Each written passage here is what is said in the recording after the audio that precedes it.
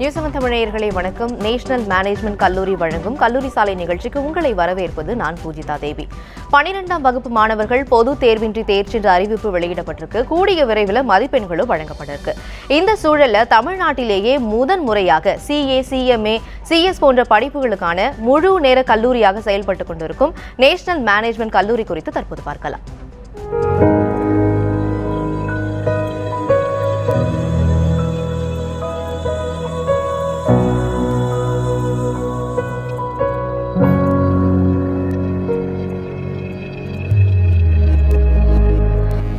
ஈரோடு மாவட்டம் பெருந்துறையின் சிறப்பம்சங்களில் ஒன்றாக அமைந்திருக்கிறது நேஷனல் மேனேஜ்மெண்ட் கல்லூரி. சுமார் 2.5 ஏக்கரில் பறந்து விரிந்த பசுமை சூழலில் அமைந்துள்ள இந்த கல்லூரி மேலாண்மை கல்வியை வழங்கும் குறிப்பிடத்தக்க கல்லூரிகளில் ஒன்றாக உருவெடுத்துள்ளது. 8 வகுப்பறைகளில் ஒவ்வொரு வகுப்பறையிலும் தலா 60 மாணவர்கள் அமர்ந்து கல்வி பயிலும் அளவுக்கான கட்டுமானம், சுத்தமான காற்று, சுகாதாரமான வளாகத்துடன் தொலைதூர மாணவர்கள் தங்கி படிக்க விடுதி என மாணவர்களின் மனம் கவர்ந்த கல்லூரியாக திகழ்கிறது நேஷனல் மேனேஜ்மெண்ட் கல்லூரி. நம்ம காலேஜ் ஆரம்பித்து பார்த்தீங்கன்னா 16 வருஷம் நடந்துகிட்டு இருக்குது. தமிழ்நாட்டிலேயே இதுதான் முதல் முறையில் ஃபுல் டைம் காலேஜாக கொண்டு வரப்பட்டது. நம்ம காலேஜில் பார்த்தீங்க அப்படின்னா இந்த CA, CMA, CS இந்த 3 கோர்ஸும் டீச் பண்ணக்கூடிய ப்ரொஃபஸர்ஸ் பார்த்தீங்கன்னா well experience and well qualified ப்ரொஃபஸர்ஸாக இருக்கிறாங்க. உள்ளூர் மாணவர்களுக்கு பேருந்து வசதி, இணைய தொழில்நுட்பங்களை மாணவர்களும் பயன்படுத்திக் கொள்ளும் வகையில் கல்லூரி வளாகத்திலேயே வைஃபை வசதி என தனித்துவம் மிக்க கல்லூரியாய் திகழ்கிறது நேஷனல் மேனேஜ்மெண்ட் கல்லூரி.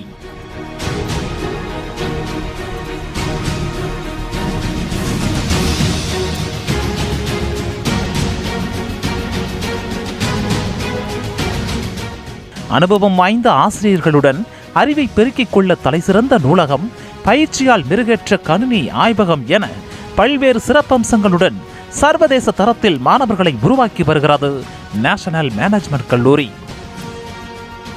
வணக்கம், என் பேர் காவ்யா. நான் கோயம்புத்தூர்லேருந்து வரேன். NMC காலேஜில் CA ஃபவுண்டேஷன் கோர்ஸ் பண்ணிகிட்ருக்கேன். ஒரு ஃபுல் டைம் ஆடிட்டிங் காலேஜ் வேணும் அப்படின்னு நான் பார்த்தப்போ தமிழ்நாட்டிலே அது நம்ம NMC மட்டும்தான் இருந்துச்சு. ஸோ CA பண்ணுறதுக்கான பெஸ்ட் காலேஜ்னு நான் சொல்லுவேன், கண்டிப்பாக NMCயாக தான் இருக்கும். NMCயில் நம்ம ஃபேக்கல்ட்டிஸ் ஒரு வெல் குவாலிஃபைட் ஃபேக்கல்ட்டிஸை அவங்க ஆஃபர் பண்ணுறாங்க. ஸோ எங்களுக்கான டவுட்ஸை கிளாரிஃபை பண்ணுற அளவுக்கு அவங்களோட கெப்பாசிட்டி இருந்துச்சு. ஹாஸ்டலில் காலைல மில்க்லேருந்து ஸ்நாக்ஸ்லேருந்து டின்னர் வரையும் ஃபுல் அண்ட் ஃபுல் எங்களுக்கு கரெக்டாக டைமுக்கு வந்துடும். ஸோ எங்களுக்கு சாப்பாட்டில் ரொம்ப நியூட்ரிஷனான ஃபுட்டாக கொடுத்தாங்க. ஹாஸ்டலில் 3 ஹார் ஸ்டடீஸ் இருக்குது. ஸ்டடி ஹாரில் டவுட் வந்தால் கூட அதை கிளாரிஃபை பண்ணுறதுக்காக ஹாஸ்டல்லே ஃபேக்கல்ட்டிஸை வச்சு அவங்க பார்த்துருக்காங்க எங்களை. இப்போ கோவிட் சுச்சுவேஷனால் எங்களுக்கு ஆன்லைன் கிளாஸஸ் தான் நடந்துட்டு இருக்குது. பட் ஆன்லைன் கிளாஸாக இருந்தாலுமே நம்ம டேரெக்டாக காலேஜுக்கு போய் எப்படி எனக்கு அட்டென்டிவாக அவங்க சொல்லிக் கொடுப்பாங்களோ அதே எஃபர்ட் ஆன்லைன் கிளாஸஸ்லேயும் போடுறாங்க. இப்ப இருக்கக்கூடிய சூழல்ல தனித்துவமான படிப்புகளை தேர்ந்தெடுத்து படிக்க தான் மாணவர்கள் பெரிதும் ஆர்வம் காட்டிட்டு வராங்க. அப்படிப்பட்ட படிப்புகள் தான் CA, CMA, CS போன்ற படிப்புகள். இந்த படிப்புகள் குறித்த பல்வேறு சந்தேகங்களுக்கும் கேள்விகளுக்கும் விடையளிக்க நம்மோடு இணைந்திருக்கிறார் நேஷனல் மேனேஜ்மெண்ட் கல்லூரியின் மாணவர் சேர்க்கை ஆலோசகர் திரு G. மணிகண்டன் அவர்கள். முதல் ஷோக்குள்ள அவரை வெல்கம் பண்ணிடலாம். வணக்கம் சார். வணக்கம். முதல் கேள்வி, NMC எங்க சார் இருக்குது? என்னென்ன படிப்புகள்லாம் நேஷனல் மேனேஜ்மெண்ட் காலேஜில் சொல்லி தரீங்க? இப்போது படிப்புகள் அப்படின்னா 10ஆம் வகுப்பு வரை படிக்கிற படிப்பு பொது அறிவை வளர்க்கக்கூடிய ஒரு படிப்பு, குறைந்தபட்சம் 10ஆம் வகுப்பு. அதற்கு மேற்பட்ட படிப்புகள், அதாவது +1 +2 இருக்கலாம், இல்லை நான் ஒரு டிகிரி எடுத்து படிக்கிறேன், இல்லை ஒரு ப்ரொஃபஷனல் கோர்ஸ் படிக்கிறேன் அப்படின்னா எல்லாரோட எதிர்பார்ப்பும் என்னவா இருக்குது அப்படின்னா அந்த படிப்புகள் ஒரு சமூகத்தில் அந்தஸ்தை கொடுக்கணும், கூடவே என்னுடைய பொருளாதார நிலையை முன்னேற்றணும் அப்படின்றதான் எல்லா பெற்றோர்களுடைய கனவாக இருக்குது. ஸோ அப்போ அந்த மாதிரி பொருளாதாரம் சம்பந்தப்பட்ட அதை வளர்ச்சி அடையணும் அப்படின்ற ஒரு குறிக்கோள் இருந்ததுன்னா அவங்க தேர்ந்தெடுத்து படிக்க வேண்டிய படிப்பு தொழிற்படிப்புகள், ப்ரொஃபஷனல் கோர்சஸ் அப்படின்னு சொல்கிறோம். ஸோ நானும் ஒரு டிகிரி படித்தேன் அப்படின்ற காலமெல்லாம் போயிடுச்சு. இப்போ எல்லாரும் பெற்றோர்களுடைய கனவும் என்னோட குழந்தை ஒரு ப்ரொஃபஷனல் கோர்ஸ் படிக்கணும், மருத்துவம் படிக்கணும், இன்ஜினியரிங் படிக்கணும், சட்டம் படிக்கணும். ஸோ இந்த மாதிரி ஒரு ப்ரொஃபஷனல் கோர்ஸ் வரிசையில் பார்த்தீங்கன்னா உங்களுக்கு CA, CMA மற்றும் CS படிப்புகள் இருக்குது. அதாவது சார்ட்டர்ட் அக்கௌண்டன்சி அப்படின்ற CA படிப்பு, காஸ்ட் அண்ட் மேனேஜ்மெண்ட் அக்கௌண்டன்சின்றது CMA படிப்புகள், அதே மாதிரி கம்பெனி செக்ரட்டரிஷிப் அப்படின்னு சொல்கிற CS படிப்புகள். ஸோ இந்த 3 படிப்புகளுமே ஆடிட்டிங் துறை சார்ந்த படிப்புகள். ஸோ இந்த படிப்புகளை தான் நேஷனல் மேனேஜ்மெண்ட் கல்லூரி கடந்த 15 வருடங்களாக பயிற்றுவித்து வருகிறது. ஓகே, ஸோ நமது கல்லூரி பொறுத்த வரைக்கும் ஈரோடு மாவட்டம் பெருந்துறையில் துடுப்பதி என்ற இடத்துல அமைஞ்சிருக்கு. ஸோ நமது கல்லூரியில் பார்த்தீங்கன்னா அனுபவம் மிக்க பேராசிரியர்கள், ஸோ அது மட்டும் இல்லாமல் மாணவர்கள் வந்து தங்கி படிப்பதற்கான வசதி. ஏன்னா இந்த படிப்புகள் பொறுத்த வரைக்கும் முழு நேரமாக படித்தால் மட்டும்தான் இந்த படிப்புகளில் வந்து தேர்ச்சி பெற முடியும். ஸோ இதை கவனத்தில் வச்சுட்டு நம்ம என்ன பண்ணியிருக்கோம்னா இங்கே தங்கி படிக்கிற வசதிகள், ஸோ மாணவர்கள் மாணவியர்களுக்கான தனித்தனி வசதிகள், அதாவது விடுதி வசதிகள், நல்ல உணவு, அதுக்கப்புறம் காற்றோட்டமான சூழ்நிலை, அவர்கள் வந்து தங்கி படிக்கும் பொழுது அவர்களுக்கு தேவையான வீட்டு சூழ்நிலை, ஸோ உணவும் ஒரு காற்றோட்டமான சூழ்நிலை, தடையில்லாத மின்சாரம், அல்லது அவங்க படிப்பதற்கு வேற என்னென்ன உதவிகள் தேவைப்படுகிறதோ அதை எல்லாமே நம்ம செஞ்சு கொடுக்கறதுனால தான் பல ஆயிரக்கணக்கான மாணவர்களை வந்து இந்த தொழிற்படிப்புகளில் வெற்றி அடைய வச்சு, ஸோ இது நம்மளது வெற்றிகரமான 15வது வருடத்துல நம்ம இருக்கோம். ஸோ நமது கல்லூரியை பொறுத்த வரைக்கும் நம்ம முழுக்க CA, CMA மற்றும் CS படிப்புகளை மட்டும் பயிற்றுவிட்டு வரோம். 15 ஆண்டுகள் வெற்றிக்கு ஒரு மிகப்பெரிய வாழ்த்துக்கள் நியூஸ் சார்பாக சொல்லிக்கிறோம். CA, CMA, CS போன்ற படிப்புகள் குறித்து விரிவாக சொல்லுங்க சார். அதாவது 1991க்கு அப்புறமாவே பார்த்தீங்கன்னா இந்தியாவில் வந்து தொழில் வளர்ச்சி அப்படின்றது அபரிமிதமாக இருக்குது. ஸோ நம்மளுடைய ப்ரைவேட்டைசேஷன், லிபரலைசேஷன், குளோபலைசேஷன் சொல்லுவாங்க. ஸோ அந்த காலகட்டத்திற்கு அப்புறமா பார்த்தீங்கன்னா சேவைத்துறைகள், குறிப்பாக சேவைத்துறைகள், அனைத்து துறைகளிலுமே வளர்ச்சிகள் இருக்குது அப்படின்னு சொல்லலாம். குறிப்பாக சேவைத்துறை. ஸோ இப்போ இந்த சேவைத்துறையை பொறுத்த வரைக்கும் அபரிமிதமான வளர்ச்சிகள் இருக்கும் பொழுது, ஸோ இந்த நிறுவனங்கள் எல்லாமே ஆரம்பிக்கும் பொழுது ஒரு லாப நோக்கில் தான் தொடங்கப்படுகின்றன. ஸோ லாப நோக்கில் தொடங்கப்பட்ட நிறுவனமாகவும் இருக்கலாம் அல்லது சேரிட்டி இன்ஸ்டிடியூஷனாகவும் இருக்கலாம். ஸோ இவர்களுடைய முக்கியமான வேலை என்ன அப்படின்னு பார்த்தீங்கன்னா, இந்த நிறுவனங்கள் லாப நோக்கில் செயல்படணும்னா அவர்களுக்கான வருமானம் எவ்வளவு, அவர்களுக்கான செலவுகள் எவ்வளவு, ஸோ அவர்களுக்கான வரி சட்டங்கள் என்னென்ன, இந்தியாவில் தொழில் தொடங்கணும்னா அல்லது இந்தியாவில் இருக்கிற ஒரு நிறுவனம் வந்து அரசாங்கம் சொல்கின்ற வேலைகளை, அதாவது வரி சட்டங்கள் சம்பந்தப்பட்ட விஷயங்களில் வந்து சரியான முறையில் கவனம் செலுத்துகின்றனர்களா, இது எல்லாத்தையுமே கண்காணிக்கிறதுக்கு வந்து வணிகவியல் துறை சார்ந்த மாணவர்களுடைய உதவி தேவை. குறிப்பா சொல்லணும் அப்படின்னா இந்த CA, CMA மற்றும் CS படித்தவர்களுடைய உதவி தேவை.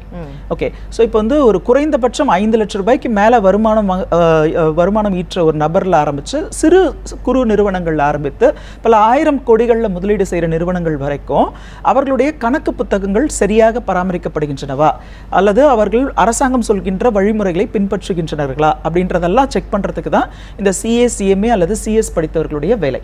ஸோ இப்போ இந்தியாவில் தொழில் வளர்ச்சி எப்படி இருக்கோ அதுக்கு இணையாக தான் இந்த படிப்புகளுடைய உதவி வந்து மக்களுக்கு தேவைப்படுகிறது. இந்த படிப்புகளை முடித்தவர்களுடைய உதவி மக்களுக்கு தேவைப்படுகிறது. ஸோ அந்த வகையில் பார்த்தீங்கன்னா CA அப்படின்றது சார்ட்டர்ட் அக்கௌண்டன்சி அப்படின்ற ஒரு படிப்பு. ஸோ இந்த படிப்பை முடித்தவர்களால் தான் ஒரு நிறுவனத்தை நிர்வகிக்க முடியும், பொருளாதார ரீதியாக அவர்களுக்கு உதவி புரிய முடியும், அவர்களுக்கு தேவையான ஆலோசனைகளை வழங்க முடியும், அவங்களுக்கு தேவையான வரிச்சட்டங்கள் சம்பந்தமான பிரச்சனைகள் ஏதாவது இருந்தால் அதற்கான தீர்வுகளை கொடுக்க முடியும். ஸோ அதனால தான் என்ன பண்ணியிருக்காங்க, மத்திய அரசாங்கம் ஒரு நிறுவனங்களுடைய வளர்ச்சி தான் நாட்டினுடைய வளர்ச்சி கட்டாயமா இல்லையா. அந்த நிறுவனங்கள் லாப நோக்கில் செல்லும் பொழுது தான் நிறைய பேருக்கு வேலை வாய்ப்புகள் கிடைக்கும். அந்த நிறுவனங்கள் லாப நோக்கில் செல்லும் பொழுது தான் அவர்களுக்கான வருமான வரி, அரசாங்கத்துக்கான வருமானம், இது எல்லாமே வந்து ரெட்டிப்பாகும். ஸோ இதை கவனத்தில் வச்சுட்டு அரசாங்கம் என்ன பண்ணியிருக்காங்க, பாராளுமன்றத்தில் சட்டம் இயற்றி இப்படி ஒரு படிப்பு இருக்கணும், எந்த படிப்பை படித்தால் அவரால் இந்த நிறுவனங்களை நிர்வகிக்க முடியும், அவங்க என்னென்ன பேப்பர்ஸ், சிலபஸ் அவங்க அதை எடுத்து படிக்கணும். இது வந்து இந்தியாவில் மட்டும் இருக்கிற ஒரு விஷயம் கிடையாது, உலக அளவில் பிரபலமான ஒரு படிப்பு. ஸோ உலகத்தில் எல்லா இடத்துலையுமே பார்த்தீங்கன்னா தொழில் வளர்ச்சின்றது இருக்குது. இந்த நிறுவனங்களை வந்து நிர்வகிக்கிற ஒருத்தருடைய உதவி தேவைப்படும். ஸோ அவர்களுக்கான படிப்பு எத்தகையது, அவர்கள் எத்தனை ஆண்டு காலம் இதை படிக்க வேண்டும், அவர்களுக்கான ப்ராக்டிக்கல் எக்ஸ்பீரியன்ஸ் எப்படி கிடைக்கணும், அவர்களுக்கான எக்ஸாமினேஷன்ஸ் எப்படி இருக்கணும், முடிச்சவங்களுக்கான குவாலிஃபிகேஷன் சர்டிஃபிகேஷன் எப்படி இருக்கணும், இது எல்லாம் தீர்மானித்து அரசாங்கம் என்ன பண்ணுறாங்கன்னா, மத்திய அரசாங்கம் அவங்களுடைய மினிஸ்ட்ரி ஆஃப் கார்ப்பரேட் அஃபேர்ஸ் அப்படின்ற டிபார்ட்மெண்ட்டுக்கு கீழே, அந்த அமைச்சகத்துக்கு கீழே இந்த கல்வி நிறுவனங்களை வந்து அமைச்சிருக்கிறாங்க. இப்போ CA பொறுத்த வரைக்கும் the institute of chartered accountants of India அப்படின்னு சொல்கிறாங்க, ICAI அப்படின்ற ஒரு கல்வி நிறுவனம். அதே மாதிரி CMAக்கும் ஒரு கல்வி நிறுவனம், CS படிப்புகளுக்கும் தனிப்பட்ட முறையில் ஒரு கல்வி நிறுவனம். இந்த 3 நிறுவனங்களுமே நான் ஏற்கனவே சொன்ன மாதிரி மத்திய அரசாங்கத்துடைய இந்த மினிஸ்ட்ரி ஆஃப் கார்ப்பரேட் அஃபேர்ஸ் அப்படின்ற ஒரு அமைச்சகத்துக்கு கீழே தான் இயங்கிட்டு வருது. ஸோ அவங்க தான் இந்த படிப்புகளுக்கான வழிமுறைகள், வழிகாட்டுதல்கள் எல்லாம் கொடுத்துட்டு வராங்க. ஸோ இப்போ CA பொறுத்த வரைக்கும் சார்ட்டர்ட் அக்கௌண்டன்சி நான் சொன்னேன் இல்லையா, அந்த படிப்புகள் பொறுத்த வரைக்கும் +2 முடித்த ஒரு மாணவர் நேரடியாக எடுத்து படிக்க வேண்டிய ஒரு படிப்பு. குறைந்தபட்ச மாணவர்னா என்ன குரூப் சார் எடுத்துக்கணும்? +2 பொறுத்த வரைக்கும் அவர் எந்த குரூப் வேணா எடுத்துக்கலாம். அதாவது +2, அதாவது பொதுவாகவே வந்து தொழிற்படிப்புகள் எடுத்துட்டோம்னா நம்ம +1 +2 டிசைட் பண்ணிடுவோம் எந்த குரூப் எடுத்து நம்ம படிக்க போறோம் அப்படின்ட்டு. நான் வந்து இன்ஜினியரிங் படிக்க போறேன்னா எனக்கு கம்ப்யூட்டர் சயின்ஸோ மேக்ஸோ படிச்சிருக்கணும், அல்லது நான் வந்து மருத்துவம் சார்ந்த படிப்புகள் படிக்க போறேன்னா எனக்கு வந்து பயாலஜி சயின்ஸ் வந்து நான் படிச்சிருக்கணும் அப்படின்ட்டு. ஆனால் அதே மாதிரி தான் பார்த்தீங்கன்னா உங்களுக்கு பிகாம் எம்காம் மாதிரியான படிப்புகளுக்கு வந்து காமர்ஸ் அக்கௌண்டன்சி எடுத்து படிப்பாங்க. ஸோ இந்த மாணவர்களுக்கான ஒரு தொழில் படிப்பு தான் இந்த சிஏ சிஎம்ஏ மற்றும் சிஎஸ் படிப்பு.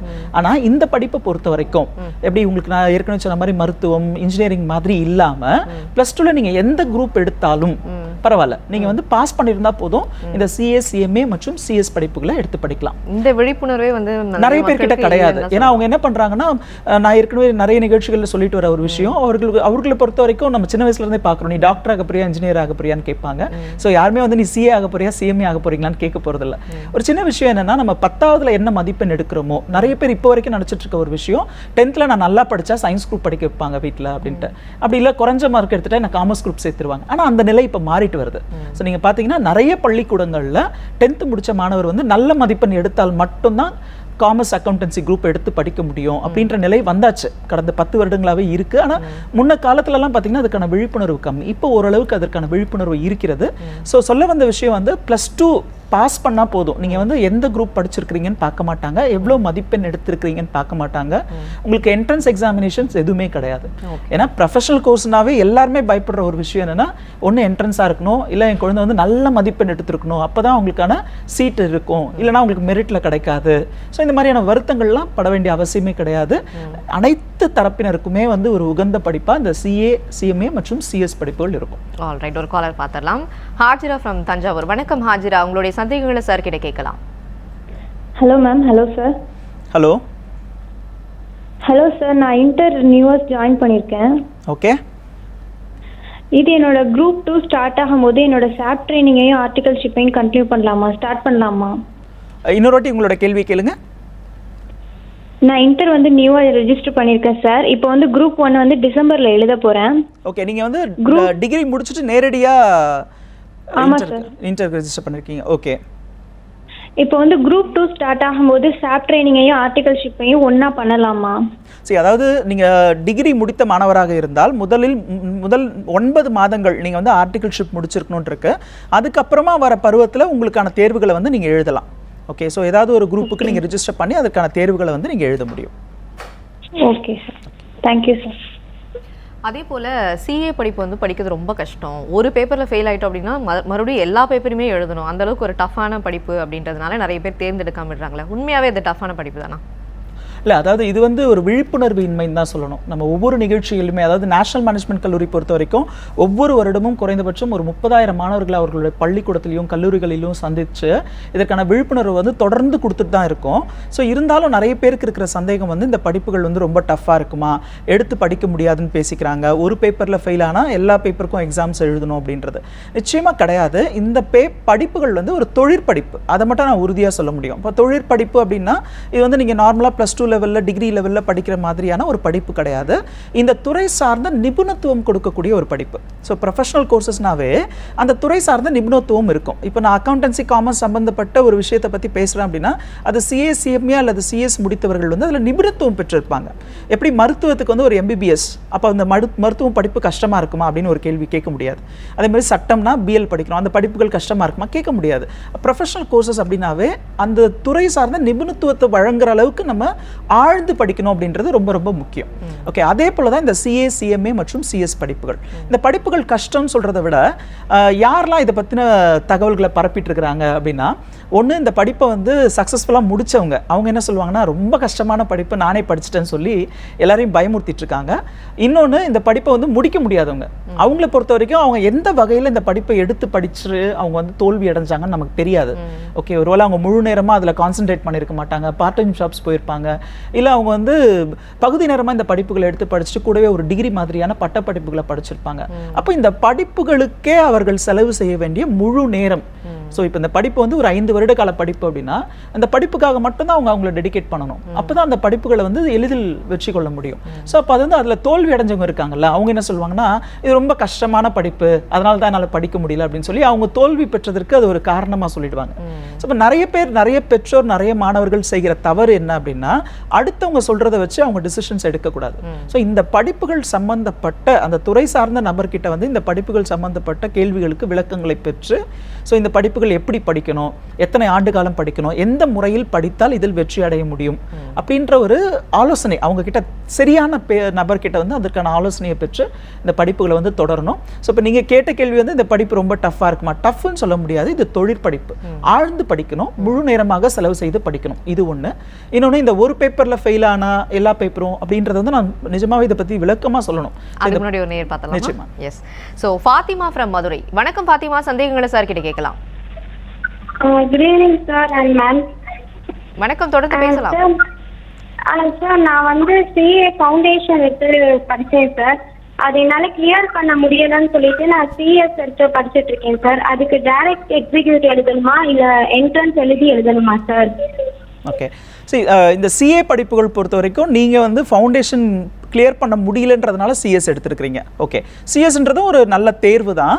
ஸோ அதாவது சிஏ படிக்க முடியல அதனால் நான் சிஎஸ் படிக்கிறேன் அப்படின்னு சொல்கிறது அதை வந்து அக்செப்ட் பண்ண முடியல. ஏற்கனவே நீங்கள் சிஎஸ் ஜாயின் பண்ணிட்டு இருக்கீங்கன்றதுனால உங்களுக்கான ஒரு அறிவுரை என்ன அப்படின்னா, இது வந்து ஃபவுண்டேஷன் அப்படின்றது தான் இந்த இடத்துல என்ட்ரன்ஸ்னு கொடுத்துருக்காங்க. சிஏ படிப்புகள் பொறுத்த வரைக்கும் ஃபவுண்டேஷன், இன்டர்மீடியட், ஃபைனல்னு 3 நிலைகளில் இருக்குது. சிஎம்எல்லையும் அதே மாதிரி தான் ஃபவுண்டேஷன், இன்டர்மீடியட், ஃபைனல்னு இருக்குது. சிஎஸ் பொறுத்த வரைக்கும் உங்களுக்கு வந்து என்ட்ரன்ஸ் டெஸ்ட், எக்ஸிக்யூட்டிவ் லெவலுக்கு முன்னாடி உங்களுக்கு ஒரு என்ட்ரன்ஸ் டெஸ்ட்டு, அடுத்து எக்ஸிக்யூட்டிவ், அதுக்கப்புறமா ப்ரொஃபஷனல்னு கொடுத்துருக்காங்க. உங்களுடைய முதல் நிலை வந்து எக்ஸிக்யூட்டிவாக இருக்கும். ஆல்ரைட், தொடர்ந்து பேசலாம் சார். அந்த ஒரு பேப்பரில் ஃபெயில் ஆனால் எல்லா பேப்பரும் எழுதணுன்றது உண்மைதானா சார்? நிச்சயமாக கிடையாது. அப்படி ஒரு சிஸ்டம் இருக்குது. ஆனால் அது எப்படி அப்ளை ஆகுதுன்றதை பார்ப்போம். அப்படி பார்க்கணுன்னா அப்போ அந்த படிப்புகளில் எத்தனை பேப்பர்ஸ் இருக்குது, அதை நான் எப்படி எழுதணும் அப்படின்றதும் தெரிஞ்சுக்கணும். ஸோ நான் இப்போ இதுக்கு முன்னாடி சொன்ன மாதிரி இந்த சிஏ, சிஎம்ஏ இந்த 2 பேப்பர்ஸ்லையுமே பார்த்தீங்கன்னா ஃபவுண்டேஷன், இன்டர்மீடியட், ஃபைனல் அப்படின்னு 3 நிலைகள் இருக்குது. +2 முடித்த ஒரு மாணவர் முதல் நிலையாக தேர்வு செய்ய போகிறது ஃபவுண்டேஷன். ஸோ ஒரு என்ட்ரன்ஸ் எக்ஸாம் மாதிரின்னு வச்சுக்கோமே, ஆனால் அது ஃபவுண்டேஷன் சொல்லி சொல்கிறாங்க. இந்த ஃபவுண்டேஷன் பொறுத்த வரைக்கும் 4 பேப்பர்ஸ் இருக்குது. ஓகே, ஸோ இந்த 4 பேப்பர்ஸுமே அக்கவுண்ட்ஸ், எக்கனாமிக்ஸ், மேக்ஸ் ரிலேட்டட் பேப்பர்ஸ்ன்னு சொல்லலாம். ஓகே, ஸோ இந்த 4 பேப்பர்ஸ்க்கான எக்ஸாமினேஷன் அவங்க என்ன பண்ணலாம்னா மே அல்லது நவம்பர் வருடத்தில் 2 முறை இந்த தேர்வுகள் நடத்தப்படுகிறது. எந்த ப்ரொஃபஷனல் கோர்சஸ்லையுமே இல்லாத ஃப்ளெக்சிபிலிட்டி இந்த கோர்சஸில் இருக்குது. நீங்கள் வந்து இந்த +2 முடிச்சிருக்கிறீங்க, இப்போ மேலே எழுத முடியும்னா எழுதலாம். அல்லது இல்லை இன்னும் கொஞ்சம் நான் ப்ரிப்பேர் பண்ணணும்னா நீங்கள் நவம்பரில் எழுதுறதா இருந்தாலும் எழுதலாம். இல்லை இன்னும் கொஞ்சம் ப்ரிப்பேர் பண்ணணும், நான் அடுத்த மேலே எழுதுறதுனாலும் எழுதலாம். இந்த அரியஸ் மாதிரியான கணக்குகள்லாம் இதில் கிடையாது. ஸோ இப்போ நீங்கள் என்ன பண்ணுறீங்கன்னா +2 முடிச்சுட்டு ஃபவுண்டேஷன் லெவலில் மொத்தம் 4 பேப்பர்ஸ் இருக்கும். ஸோ அந்த 4 பேப்பர்ஸ்க்கும் நீங்கள் கிளியர் பண்ணணும், எக்ஸாம் எழுதி கிளியர் பண்ண போகிறீங்க. ஸோ அந்த 40% எடுத்தால் பாஸ். ஆனால் உங்களுக்கு ஓவரால் அக்ரிகேட் அப்படின்றது 50% இருக்கணும். ஸோ இது வந்து ஒரு ப்ரொஃபஷனல் கோர்ஸ். அதனால் வந்து ஜஸ்ட் பாஸ் ஆனால் மட்டும் போதுமானா நிச்சயமாக அது போதாது. ஒருவேளை நீங்கள் வந்து தேர்ச்சி பெறுவதற்கு 40 மதிப்பெண் போதுமானதாக இருக்கலாம். ஆனால் நீங்கள் ப்ராக்டிஸ் பண்ண போகிறீங்க. நான் ஏற்கனவே சொன்ன மாதிரி பெரிய பெரிய நிறுவனங்களை வந்து நிர்வகிக்க போகிறீங்க. அவர்களுடைய வரிச்சட்டம், அவர்களுடைய பொருளாதார சம்பந்தமான ஆலோசனைகளை வந்து நீங்கள் வழங்க போகிறீங்க. அப்படி இருக்கும்பொழுது ஜஸ்ட் பாஸ் ஆன ஒருத்தரால் வந்து அவங்களுக்கான சரியான அறிவுரைகளை வந்து வழங்க முடியாது. ஸோ அதனால தான் இந்த நிறுவனம் என்ன பண்ணியிருக்காங்கன்னா 40 மதிப்பெண் எடுத்தால் வெற்றி, ஆனால் தேர்ச்சி, ஆனால் 50 மதிப்பெண் நிச்சயமாக நீங்கள் எடுக்கணும் அக்ரிகேட் அப்படின்னு சொல்லி கொடுத்துருக்காங்க. ஸோ இதில் பார்த்தீங்கன்னா ஒரு பேப்பரில் நான் 70 எடுத்திருப்பேன், இன்னொரு பேப்பரில் 60 எடுத்திருப்பேன், ஒரு பேப்பரில் மட்டும் 40 எடுத்திருப்பேன். ஸோ அதனுடைய கூட்டுத்தொகையில் எடுத்து பார்க்கும்பொழுது 50% அப்படின்றது அக்ரிகேட் வருதுன்னா நீங்கள் அடுத்த நிலைக்கு போகலாம். ஸோ இப்போ அடுத்த நிலை அப்படின்றது இன்டர்மீடியட். இந்த இன்டர்மீடியட் பொறுத்த வரைக்கும் மொத்தம் 8 பேப்பர்ஸ் இருக்குது. ஸோ இது என்ன சார், ஃபவுண்டேஷனில் 4 பேப்பர், இப்போ இன்டர்மீடியட்டில் 8 பேப்பர், நிச்சயமாக 8 பேப்பர் நீங்கள் படிக்கணும். இந்த 8 பேப்பருக்கான தேர்வுகளும் நீங்கள் ஒரே பருவத்தில் எழுதணுன்ற அவசியம் கிடையாது. விருப்பப்பட்டால் நமக்கு மேலேயோ இல்லை நவம்பர்லேயோ எக்ஸாம்ஸ் எழுதிக்கலாம் 8 பேப்பருக்கு சேர்த்து. அப்படி இல்லை எனக்கு கொஞ்சம் கஷ்டமாக இருக்கும் 8 பேப்பருக்கு எழுத முடியாதுன்னா 4 பேப்பராக பிரித்து எழுதிக்கலாம். அப்போ பாருங்கள், இந்த மாதிரி ஒரு ஃப்ளெக்சிபிலிட்டி, அகைன் நான் சொல்ல வர்றது இந்த படிப்பிலோட சிறப்பம்சம். இந்த மாதிரி ஒரு ஃப்ளெக்சிபிலிட்டி இருக்குது. ஸோ நான் ஒரு 4 பேப்பருக்கு இந்த மேலே எழுதலாம், அடுத்த 4 பேப்பருக்கு வரப்போகிற நவம்பரில் தேர்வுகளை எழுதலாம். எப்படி ஃபவுண்டேஷனில் நான் பாஸ் சிஸ்டம் சொன்னேன் இல்லையா, 40% எடுத்தால் பாஸ் அண்ட் 50% எடுத்து அக்ரிகேட்டை ஸ்கோர் பண்ணி ஆகணும். ஸோ அதுதான் இந்த படிப்புகளில் இருக்கிற நிச்சயம், நீங்கள் பண்ணி தான் ஆகணும் அது. ஓகே, ஸோ அப்போ இங்கே இன்டர்மீடியட் லெவல்லையும் நீங்கள் 4 பேப்பராக தனித்தனியாகவும் எழுதிக்கலாம். ஒருவேளை நான் இந்த 4 பேப்பருக்கான எக்ஸாம்ஸ் எழுதும் பொழுது ஸோ உங்களுக்கு வந்து இந்த 4 பேப்பருக்கான எக்ஸாமில் ஒரு பேப்பருக்கு நான் ஃபெயில் ஆகிடுறேன். நீங்கள் கேட்ட கேள்விக்கான பதில் இது. ஒரு பேப்பரில் மட்டும் நான் ஃபெயில் ஆகிடுறேன் அப்படின்னா அந்த ஒரு பேப்பருக்கான எக்ஸாம்ஸை மட்டும் நான் எழுத முடியும், ப்ரொவைடட் நீங்கள் மற்ற 3 பேப்பர்ஸில் நல்ல மதிப்பெண்னா 60 மதிப்பெண்க்கு மேலே எடுத்திருக்கிற பட்சத்தில் அந்த ஒரு பேப்பரில் மட்டும்தான் நீங்கள் வீக்காக இருக்கீங்க அப்படின்றதுனால உங்களுக்கு 3 முறை அதற்கான வாய்ப்புகள் வழங்கப்படுகிறது. ஸோ அந்த 3 முறை வந்து நீங்கள் அந்த ஒரு பேப்பருக்கு மட்டும் எக்ஸாம்ஸ் எழுதலாம். அந்த 3 முறையும் உங்களால் வந்து அந்த ஒரு பேப்பருக்கான எக்ஸாம்ஸை எழுதி பாஸ் பண்ண முடியலைன்னா மட்டும்தான் நீங்கள் அந்த 4 பேப்பருக்கான எக்ஸாம்ஸை எழுத போகிறீங்க. ஸோ அதனுடைய வேலிடிட்டி போயிடுது உங்களுக்கு. ஸோ இப்போ புரியும் நினைக்கிறேன், இந்த படிப்புகளில் வந்து இவ்வளோ ஃப்ளெக்சிபிலிட்டி இருந்தும் மக்களுக்கு அது சரியான வகையில் எடுத்து சொல்லப்படலை. ஸோ அதனால தான் மக்கள் என்ன பண்ணுறாங்கன்னா, ஒரு பேப்பரில் ஃபெயில் ஆனால் நான் எல்லா பேப்பருமே நீங்கள் எழுத போகிறதில்ல. இன்னும் சொல்லப்போனால் ரொம்ப மோசமான விழிப்புணர்வு எப்படின்னா, இந்த படிப்புகளில் இருக்க எல்லா 20 பேப்பரையும் நான் எழுத போகிறேன் அப்படின்னு நினச்சிட்டு இருக்காங்க. அப்படிலாம் கிடையவே கிடையாது. அந்த பருவத்தில் நீங்கள் எழுதுகிற 4 பேப்பர், அதில் ஒரு பேப்பரில் ஃபெயில் ஆனால் அந்த ஒரு பேப்பருக்கு மட்டும் நீங்கள் எக்ஸாம்ஸ் எழுதுறதுக்கு ஆப்பர்ச்சுனிட்டிஸ் கொடுக்குறாங்க. 3 முறை அதற்கான வாய்ப்புகள் ப்ரொவைடட் நீங்கள் மற்ற 3 பேப்பர்ல நல்லா ஸ்கோர் பண்ணி 60 விழுக்காடு மேலே எடுத்திருந்தோம். ஒரு கால் பார்த்துடலாம். தேஜஸ்வினி ஃப்ரம் பெங்களூர். வணக்கம் தேஜஸ்வினி, உங்களுடைய சந்தேகங்களை சார் கிட்ட கேட்கலாம். Hello ma'am. சார் நான் பெங்களூர்லேருந்து பேசுகிறேன். எனக்கு வந்துட்டு சிஎம்ஏன்ட்டு 2 கோர்ஸ் இருக்கு. ஒன்று சார் சொன்ன மாதிரி cost and management accounting, and இன்னொன்று சிஎம்ஏ யூஎஸ்னு ஒன்று இருக்கு. இதில் இருக்கிற டிஃப்ரென்சஸ் அண்ட் அட்வான்டேஜஸ் என்னன்னு கொஞ்சம் சொல்ல முடியுமாங்கிறது தான் என் டவுட்.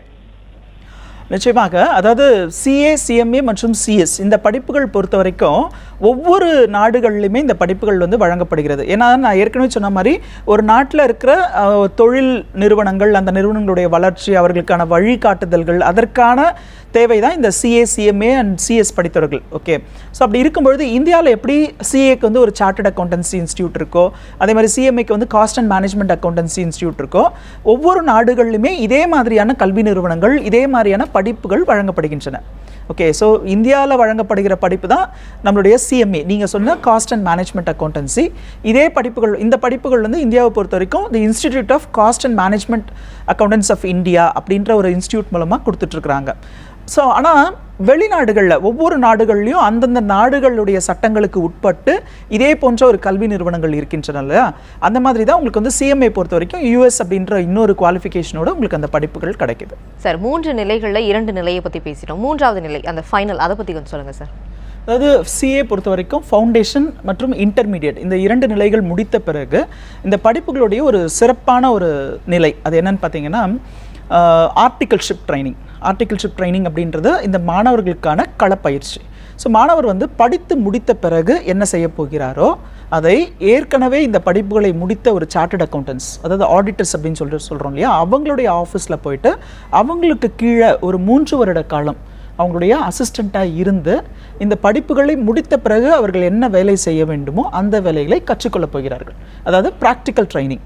ஸோ எந்த படிப்பு எடுத்தாலும் நான் முடித்த பிறகு ஒரு ஜாபுக்குன்னு போனால் ஃபஸ்ட்டு கேட்குற கொஷன் உனக்கு வந்து எக்ஸ்பீரியன்ஸ் இருக்கான்னு கேட்பாங்க. ஆனால் இந்த சிஏ, சிஎம்ஏ அல்லது சிஎஸ் படிப்புகள், இந்த படிப்புகளை பொறுத்த வரைக்கும் அவங்க படிக்கும் பொழுதே சில ஆண்டு காலம் வந்து இதற்கான ப்ராக்டிக்கல் ட்ரைனிங்கை எடுத்துக்க போகிறாங்க.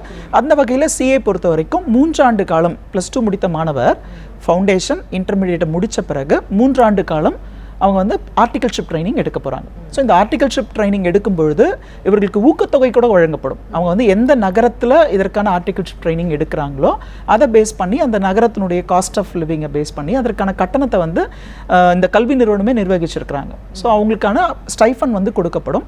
ஸோ இப்போ மாணவர்கள் பொறுத்த வரைக்கும் நேஷனல் மேனேஜ்மெண்ட் கல்லூரி மூலமாக இந்த படிப்புகளை படிக்கும் பொழுது +2 முடித்த ஒரு மாணவர் ஃபவுண்டேஷன் மற்றும் இன்டர்மீடியட் இந்த 2 நிலைகளுக்கான படிப்பை 2 வருட காலங்கள் முழு நேரமாக இங்கே தங்கி படிப்பதற்கான வாய்ப்புகள் இருக்கிறது. இதை முடித்த மாணவர் அடுத்த நிலையான ஆர்டிகல்ஷிப் ட்ரைனிங்க்கு அவங்களுக்கு விருப்பமான ஒரு ஆடிட்டர் ஆஃபீஸில் போயிட்டு அல்லது அவர்களுடைய வீடு அல்லது அவர்களுக்கு தெரிந்த ஆடிட்டர்களிடத்தில் அந்த ஆர்டிகல்ஷிப் ட்ரைனிங்கை எடுத்துக்கலாம். ஒருவேளை அவர்களுக்கு எங்களுடைய உதவி தேவைப்பட்டால் நேஷனல் மேனேஜ்மெண்ட் கல்லூரி மூலமாக அருகாமையில் ஈரோடு நகரங்களுக்கு அருகாமையில் இருக்கிற ஆடிட்டர் ஆஃபீஸில் அவங்களுக்கான ஆர்டிகல்ஷிப் ஃபெசிலிட்டியும் பண்ணித்தரோம். ஸோ இந்த ஆர்டிகல்ஷிப் பொறுத்த வரைக்கும் 3 ஆண்டு காலம் சொன்னோம் இல்லையா, அதில் ஒரு 2.5 ஆண்டு காலம் முடித்த பிறகு அவர்களுக்கு அருகாமையில் வந்து ஒரு மே அல்லது நவம்பர் பருவம் இருந்ததுன்னா அந்த பருவத்தில் அவங்க ஃபைனல்ஸ்க்கான எக்ஸாமினேஷனை எழுதலாம். அவங்களுக்கான எலிஜிபிலிட்டி கிடச்சிரும். 3 வருஷம் ஃபுல்லாக முடித்த பிறகுன்னு இல்லை, 2.5 வருஷம் முடித்த பிறகு அதற்கான எலிஜிபிலிட்டி கிடச்சிரும். அவங்க அந்த ஃபைனல்ஸ்க்கான எக்ஸாமினேஷனை எழுதலாம். ஃபைனல்ஸும் உங்களுக்கு வந்து இன்டர்மீடியட் மாதிரியே தான். 8 பேப்பர்ஸ் இருக்கும். அந்த 8 பேப்பரில் நீங்கள் மொத்தமாக 8 பேப்பர் எழுதுறதுனாலும் ஓகே. அல்லது எனக்கு அந்த கெப்பாசிட்டி கொஞ்சம் கம்மியாக இருக்குது, எனக்கு ப்ரிப்பரேஷன்ஸ் கம்மியாக இருக்குது அப்படின்னா 4 பேப்பரை தனித்தனியாக நான் பிரித்து வச்சு எழுதலாம். ஸோ இந்த மாதிரி நான் பேப்பர்ஸை பிரித்து வச்சு எழுதுறதுனால எனக்கு எந்த ஒரு பாதகமும் கிடையாது. ஒருவேளை நீங்கள் வந்து இந்த இன்ஸ்டியூட்டோட ரேங்கிங் லிஸ்ட்டில் வரணும்னு ஆசைப்பட்டீங்கன்னா 8 பேப்பரும் சேர்த்து எழுதணும். அப்படி இல்லைனா நீங்கள் 4 பேப்பரும் எழுதிக்கலாம். அதே மாதிரி 40% பாஸ் அண்ட் 50% எடுத்தால் அக்ரிகேட்டில் தான் நீங்கள் இந்த குவாலிஃபிகேஷனை வந்து வாங்க முடியும். ஸோ இந்த 3 நிலைகளையும் நீங்கள் வெற்றிகரமாக முடிச்சிட்டிங்க அப்படின்னா இந்த நிறுவனத்தினுடைய உறுப்பினராகலாம். உறுப்பினராகினீங்கன்னா நீங்கள் வந்து ப்ராக்டிசிங் சார்ட்டர்ட் அக்கௌண்டன்ட், அதாவது ஆடிட்டர் அப்படின்னு சொல்கிறோம். ஒரு ஆஃபீஸ், நீங்களாவே ஒரு ஆஃபீஸ், உங்களுக்கான ஆஃபீஸ் அமைச்சிக்கிட்டு உங்களுடைய கிளைண்ட்ஸை உங்களுடைய ஆஃபீஸ்க்கு வர வச்சு அவங்களுக்கு தேவையான பொருளாதார சம்மந்தப்பட்ட அறிவுரைகள், வரிச்சட்டங்கள் சம்மந்தப்பட்ட அறிவுரைகள், அவங்களுடைய அக்கௌண்ட்ஸ் மெயின்டைன் பண்ணுறது, இல்லை ஆடிட்டிங் சம்மந்தப்பட்ட வேலைகளை வந்து உங்கள் கிளைண்ட்ஸ்க்காக நீங்கள் பண்ண போகிறீங்க. இது வந்து நீங்கள் உறுப்பினரான பிறகு நீங்கள் உங்களுடைய ஓன் ஆஃபீஸில் ப்ராக்டிஸ் பண்ணலாம். அப்படி இல்லை, நான் இந்த படிப்பை முடிச்சாச்சு, நான் வந்து ப்ராக்டிஸ் பண்ண போகிறது இல்லை, வேறு ஒரு நிறுவனத்தில் பணிபுரிய போகிறேன் அப்படின்னா நீங்கள் மெம்பர் ஆகணுன்ற அவசியம் கிடையாது. இந்த குவாலிஃபிகேஷனை வச்சுட்டு நீங்கள் ஜாபுக்கு போகிறதுனாலும் போகலாம். ஸோ வேலை அப்படின்னா நீங்கள் வந்து ஒரு நிறுவனத்தில் போய் ஊழியராக கிடையாது. ஸோ அந்த நிறுவனத்தினுடைய பொருளாதாரம் சம்மந்தப்பட்ட விஷயங்கள், அக்கௌண்ட்ஸ், ஆடிட்டிங், ஃபைனான்ஸ், டாக்ஸஸ் மாதிரியான விஷயங்கள்ல அவங்களுக்கு வழிகாட்ட போகின்ற ஒருவராக, அவங்க இந்த நிறுவனத்தை வந்து வழி நடத்தி செல்ல போகின்ற ஒருவராகத்தான் நீங்கள் வேலை செய்ய போகிறீங்க. ஒரு நேர் இருக்காங்க, பார்த்துடலாம். வித்யாலட்சுமி ஃப்ரம் மடிப்பாக்கம். வணக்கம் வித்யாலட்சுமி, சந்தேகங்களை சார் கிட்ட கேட்கலாம். வணக்கம் sir. I have 2 questions sir. First one is 2019ல ஃபவுண்டேஷன்ல அப்பியர் ஆனவங்க இப்போ 2021ல அப்பியர் ஆகும்போது new syllabus or the old syllabus sir. My second question is இந்த படிப்பு சிஏ படிப்புங்கிறது ஒரு லாங் ப்ராசஸாக இருக்கே. டிகிரி முடிச்சவங்க சீக்கிரம் முடிச்சிடுறாங்க, பட் சிஏ முடிக்கிறதுக்கு ரொம்ப டைம் எடுக்கிறாங்க அப்படின்னு சொல்றாங்களே சார், இதுக்கெல்லாம் என்ன சார்? அதாவது இந்த படிப்புகள் பொறுத்த வரைக்கும் அந்த நிறுவனம் நிர்வகிச்சு சொல்லியிருக்கிற காலகட்டம் அப்படின்னு எடுத்துக்கிட்டிங்கன்னா குறைந்தபட்சம் நீங்கள் 5 வருடத்தில் நீங்கள் முடிக்க முடியும். ஸோ இந்த படிப்புகளை நீங்கள் எப்படி எந்த முறையில் தேர்ந்தெடுத்து படிச்சிருக்கிறீங்க அப்படின்றத பேஸ் பண்ணி தான் நீங்கள் வந்து நிறைய நாள் படிக்கிற படிப்பா, இல்லை வந்து அவங்க குறிப்பிட்டிருக்கிற அந்த காலகட்டத்துக்குள்ளேயே உங்களால் முடிக்க முடியுதா அப்படின்றத நீங்கள் பார்க்கணும். +2 முடித்த ஒரு மாணவர் வந்து அவருடைய 17வது வயசில் இந்த படிப்பை ஆரம்பிக்கிறாருன்னா ஃபவுண்டேஷன், இன்டர்மீடியட், ஆர்டிகல்ஷிப் ட்ரைனிங், அதுக்கப்புறம் ஃபைனல்ஸ் படிக்கிறதுக்கு அவருக்கு 5 வருட காலம் ஆகும். ஓகே, ஸோ இந்த 5 வருட காலத்தில் முடிச்சவங்க நிறைய பேர் இருக்காங்க. ஓகே, அதாவது இந்த படிப்புகள் பொறுத்த வரைக்கும் குறைந்தபட்ச கல்வி தகுதி +2. நான் வந்து +2 முடிச்ச உடனே இந்த படிப்புகளில் சேரலை, நான் வந்து டிகிரி சேர்ந்துட்டேன், அதுக்கப்புறமா தான் இந்த படிப்புகள் பற்றிய விழிப்புணர்வு எனக்கு இருக்குது அப்படின்னா டிகிரி முடித்த பிறகும் இந்த படிப்புகளை வந்து படிக்கலாம். இது ஒரு தனி விஷயமா நம்ம பேசணும். என்னென்னா, டிகிரி முடித்த மாணவர் இந்த படிப்பை எப்படி எடுத்து படிக்க போகிறாரு அப்படின்னா, நான் வந்து ஒரு BCom, BSc computer science, BE மாதிரியான எந்த டிகிரி வேணால் முடிச்சிருக்கலாம். ஏன்னா மாணவர்களை பொறுத்த வரைக்கும் நான் ஏற்கனவே சொன்ன மாதிரி இந்த விழிப்புணர்வு குறைவாக இருக்கிற காரணத்தினால இந்த தொழிற்படிப்புகளை எடுக்காமல் ஒரு டிகிரி படிப்பை எடுத்து படிச்சிடுறாங்க. படித்த பிறகு அவங்களுக்கு ஒரு ஃபீலிங் என்னென்னா, நம்ம நார்மலாக ஒரு டிகிரி படிச்சிருக்கோம், இதற்கான ஒரு வேலை வாய்ப்புகள் வந்து குறைவாகத்தான் இருக்கிறது, நம்ம ஒரு 10ஓட ஒரு 11 தான் இந்த டிகிரி எடுத்து படிச்சிருக்கிறோன்ற மாதிரி ஒரு நிலை வரும்பொழுது அடுத்து நான் ப்ரொஃபஷனல் கோர்சஸ் படிக்கணும்னு ஆசைப்படுறேன் அப்படின்னு சொல்கிறாங்க. இல்லை ஒரு சிலர் என்ன பண்ணுறாங்கன்னா, +2 முடிச்சுட்டு டிகிரி படிச்சுட்டு தான் இந்த படிப்பை படிக்க போகிறேன் அப்படின்னு டிசைட் பண்ணுறாங்க. ஆனால் இவர்களுக்கும் இந்த படிப்புகளை படிப்பதற்கான வாய்ப்புகள் வழங்கப்படுகிறது. எப்படின்னு பார்த்தீங்கன்னா, டிகிரி முடித்த ஒருத்தர் அவர் வந்து நேரடியாக ஃபவுண்டேஷன் படிக்காமல் இன்டர்மீடியட் சேர்ந்து படிக்கலாம். ஓகே, அவர் வந்து 3 நிலைகள் சொன்னோம் இல்லையா, ஃபவுண்டேஷன், இன்டர்மீடியட், ஃபைனல்னு சொல்லிட்டு ஃபவுண்டேஷன் நிலையில் மட்டும் அவருக்கு எக்ஸம்ஷன் கொடுக்குறாங்க. ஏன்னா அவர் டிகிரி முடிச்சிருக்கிறார் இல்லையா, அதனால் ஒரு எக்ஸம்ஷன் கொடுக்குறாங்க. இந்த எக்ஸம்ஷன் எப்போ கிடைக்கும் அப்படின்னு பார்த்தீங்கன்னா, அவர் படிச்சிருக்கிற டிகிரி வந்து காமர்ஸ் ஸ்ட்ரீமாக இருந்துச்சுன்னா, காமர்ஸ் ஸ்ட்ரீம்னா பிகாம், பிபிஏ மாதிரியான அக்கௌண்டன்சி, எக்கனாமிக்ஸ் படிச்சிருக்கிற ஒரு டிகிரியாக இருந்ததுன்னா அவர் வந்து குறைந்தபட்சம் டிகிரியில் வந்து 55% எடுத்திருக்கணும். ஸோ 55%க்கு மேலே எடுத்துருக்கிறாருன்னா ரொம்ப சந்தோஷமாக ஃபவுண்டேஷனை ஸ்கிப் பண்ணிவிட்டு நேரடியாக இன்டர்மீடியட்டில் சேர்ந்துடலாம். ஒருவேளை நான் வந்து சயின்ஸ் ஸ்ட்ரீமில் இந்த டிகிரியை படிச்சிருக்கிறேன் அப்படின்னு சொன்னால் நீங்கள் திருப்பி ஒரு ஆச்சரியமாக இந்த கேள்வியை கேட்டக்கூடாது. சார் சயின்ஸ் ஸ்ட்ரீம் படித்தவங்களும் படிக்கலாமா? எஸ், +2ல எப்படி சயின்ஸ் ஸ்ட்ரீம் முடித்தவங்க இந்த கோர்சஸ் எடுத்து படிக்கிறாங்களோ அதே மாதிரி டிகிரிலையும் BSc maths, computer science, chemistry, physics, any graduation நீங்கள் வந்து சயின்ஸ் ஸ்ட்ரீமில் படிச்சிருக்கீங்கன்னா உங்களுக்கும் நேரடியாக இன்டர்மீடியட் படிக்கிறதுக்கு ஒரு வாய்ப்பு கொடுக்குறாங்க. அது எப்போன்னு பார்த்தீங்கன்னா, உங்களுடைய கிராஜுவேஷனில் நீங்கள் 60% எடுத்துருக்கணும். ஸோ அப்போ நீங்கள் என்ன பண்ணலாம்னா, நேரடியாக இன்டர்மீடியட் அண்ட் ஃபைனல், அதாவது இன்டர்மீடியட், ஆர்டிகல்ஷிப், ஃபைனல். ஸோ இந்த ஆர்டிகல்ஷிப் மட்டும் அந்த ஸ்டேஜஸ் கொஞ்சம் மாறி வரும். ஸோ ஆக மொத்தம் அவங்க 3 வருட காலம் ஆர்டிகல்ஷிப் பண்ணணும் சிஏ பொறுத்த வரைக்கும். ஸோ ஆகமத்தில் இவங்களுடைய கேள்வி என்னென்னா, லாங் பீரியடாக படிக்கிறாங்க அப்படின்னா அதுக்கான முக்கியமான காரணம் மாணவர்கள் வந்து முழு நேரமாக இந்த படிப்பில் வந்து கான்சென்ட்ரேட் பண்ணி படிக்கிறாங்களா அப்படின்றத பார்க்கணும். ஸோ இந்த மாதிரி பிரச்சனைகள் நிறைய இருந்தது இந்தியாவில். பார்த்தீங்கன்னா நிறைய பேர் இந்த படிப்பை எடுக்கிறதுக்கே ஹெசிடேட் பண்ணாங்க. இப்போ ஒருத்தர் கேட்ட அதே கேள்வி தான் எல்லாருமே கேட்பாங்க. ஸோ ரொம்ப டஃப்பாக இருக்குன்றான், என் பையன் வந்து நிறைய வருஷமாக படிச்சுட்டு இருக்கிறான் அப்படின்னா. ஸோ இந்த டைமில் தான் நம்ம இந்த முழுநேர கல்லூரின்ற கான்செப்டே கொண்டு வந்திருக்கோம். அதாவது தமிழ்நாட்டிலே முதலில் தொடங்கப்பட்டது தான் இந்த நேஷனல் மேனேஜ்மெண்ட் கல்லூரி, நமது நேஷனல் மேனேஜ்மெண்ட் கல்லூரியோட முழுநேர கல்லூரி. ஸோ அது அப்படி என்ன முழுநேர கல்லூரி நீங்கள் சொல்கிறீங்க அப்படின்னா, இப்படி ஒரு கல்லூரி அல்லது 12ஆம் வகுப்பில் ஒரு பள்ளிக்கூடத்தில் வந்து மாணவர்களுக்கு பாடம் நடத்தப்படுகிறது. காலை 9 மணிக்கு அவங்க ஸ்கூல் போனாங்க இல்லை காலேஜ் போனாங்கன்னா ஈவினிங் 4 o'clock வரைக்கும் ஃபுல் டைமாக ஒவ்வொரு பீரியட் கான்செப்ட், ஒவ்வொரு சப்ஜெக்ட்டுக்கு ஒரு பீரியட், ஒவ்வொரு சப்ஜெக்ட்டுக்கு அந்தந்த சப்ஜெக்ட் எக்ஸ்பர்ட்ஸ் வந்து டீச்சர்ஸாக இருந்து ப்ரொஃபஸர்ஸாக இருந்து இந்த பாடங்களை வந்து நடத்த போகிறாங்க. ஸோ இப்போ நீங்கள் என்ன பண்ணுங்க, முழு நேரமாக 9 to 4 காலேஜில் படிக்கிற மாதிரி இந்த படிப்புகளை படிக்க போகிறீங்க. ஸோ அது மட்டும் இல்லாமல் இங்கே தங்கி படிக்கும் வசதிகள் வந்து ஏற்பாடு பண்ணி கொடுத்துருக்குறாங்க. ஸோ எந்த அளவுக்கு சார் இம்பார்ட்டன்ட் முழு நேர பயிற்சி அப்படின்றது எந்த அளவுக்கு இம்பார்ட்டன்ட்? ஏன்னா நிறைய டியூஷன் சென்டர்லாம் போய் சிஏ படிக்கிறதா நம்ம பார்த்துருக்கோம். பார்ட் டைமாக படிப்பாங்க, டிகிரி முடிச்சுட்டே இதை வந்து சைடில் படிக்கலாம் அப்படின்ற மாதிரி தான் நிறைய பேர் அப்படி தான் படிக்கிறாங்க. ஸோ முழு நேர பயிற்சின்றது எந்த அளவுக்கு ஒரு இம்பார்ட்டன்ட்?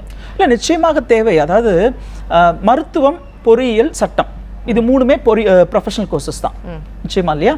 இந்த ப்ரொஃபஷனல் கோர்சஸ் வந்து நம்ம பார்ட் டைமில் படிக்க முடியுமா? முடியாது, நிச்சயமா முடியாது. அதாவது தகுதி வாய்ந்த பேராசிரியர்கள் முழு நேரமாக இந்த பாடங்களை பயிற்றுவித்தால் மட்டும்தான் அந்த பாடங்களில் நீங்கள் வெற்றி பெற முடியும். அதே நிலை தான் உங்களுக்கு சிஏ, சிஎம்ஏ மற்றும் சிஎஸ் படிப்புகள்லையும் இருக்கு.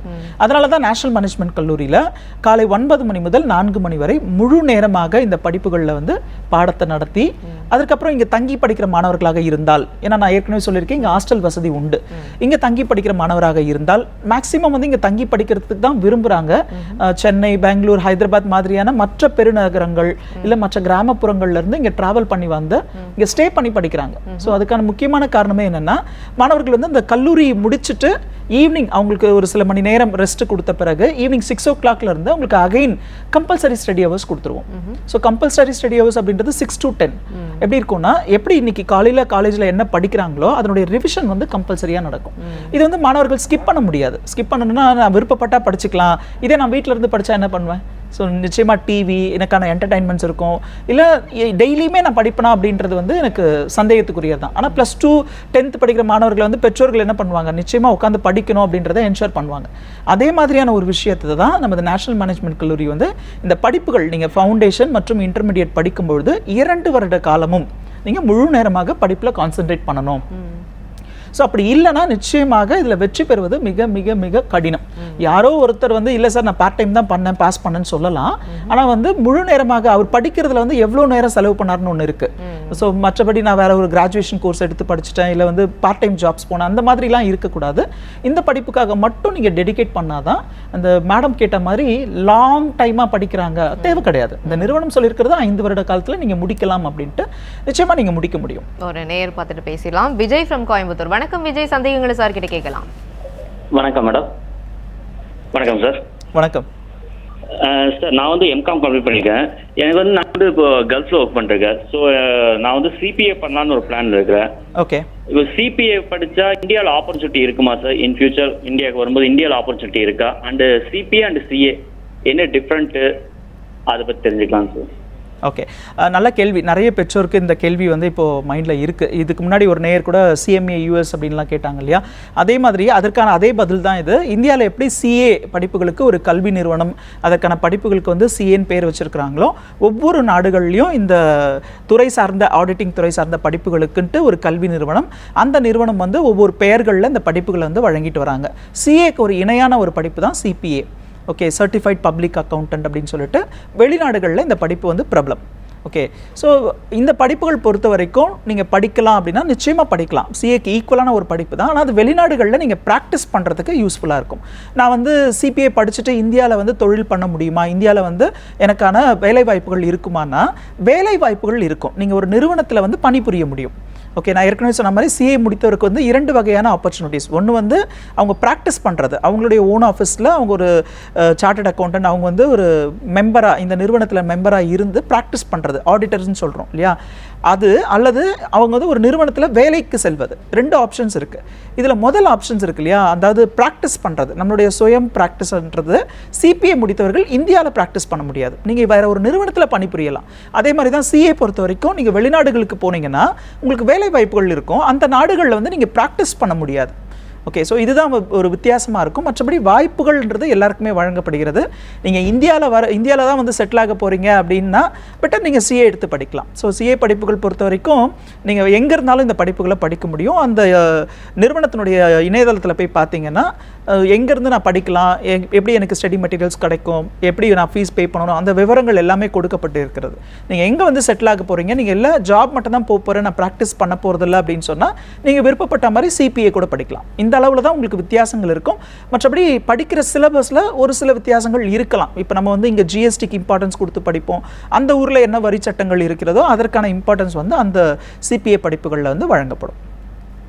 இப்போ பார்க்கக்கூடிய நேர்கள் ஒரு வேலை பிஎஸ்சியோ இல்லை ஏதோ ஒரு ஆர்ட்ஸ் அண்ட் சயின்ஸ் படிச்சுட்டு சரியான வேலை வாய்ப்பு இல்லாமல் ஃபீல் பண்ணிட்டு இருக்காங்க. அவங்க வந்து விழிப்புணர்வு அடைஞ்சு இப்போ நான் சிஏ படிக்க முடியும் அப்படின்னு கேட்டாங்கன்னா எந்த வயது வரம்பு வரைக்கும் சார் இது படிப்புகளை படிக்கலாம்? அதாவது பிஎஸ்சி மாதிரியான பட்டப்படிப்பு படித்தவர்கள் இல்லை வந்து ஏற்கனவே நான் ஒரு லெவலில் வேற ஒரு கிராஜுவேஷன் கோர்ஸ்க்கு போயிட்டேன், ஆனால் எங்கே எனக்கு வாய்ப்புகள் இல்லை, இல்லை எனக்கு இன்ட்ரெஸ்ட் இருக்குது, இப்போ நான் வந்து சிஏ படிக்கணும்னு ஆசைப்படுறேன் அப்படின்னாங்கன்னா நிச்சயமாக வயது வரம்பே கிடையாது. ஓகே, +2ன்றது அதாவது 17 +2 முடிச்சிருக்கணுன்றது வந்து குறைந்தபட்ச கல்வி தகுதி தான். அப்போ அந்த 17 வயது அப்படின்றது குறைந்தபட்ச வயது. ஆனால் அதிகபட்சம் நான் எந்த வயசு வரைக்கும் படிக்கலாம் அப்படின்னா நிச்சயமாக அதற்கான வரம்பு கிடையாது. நீங்கள் எப்போ வேணால் படிக்கலாம்.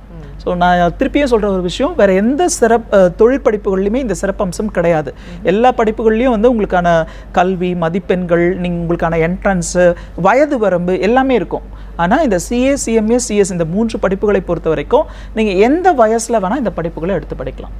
ஓகே, ஸோ இந்த மாதிரியான தொழில் படிப்புகளை படிக்கும் பொழுது கிராமப்புற மாணவர்கள், குறிப்பாக தமிழ் மீடியம் படித்த மாணவர்கள் கொஞ்சம் தயக்கம் காட்டுவாங்க, நம்மளால முடியுமா, நம்மளால் படிக்க முடியுமா அப்படின்ற மாதிரி.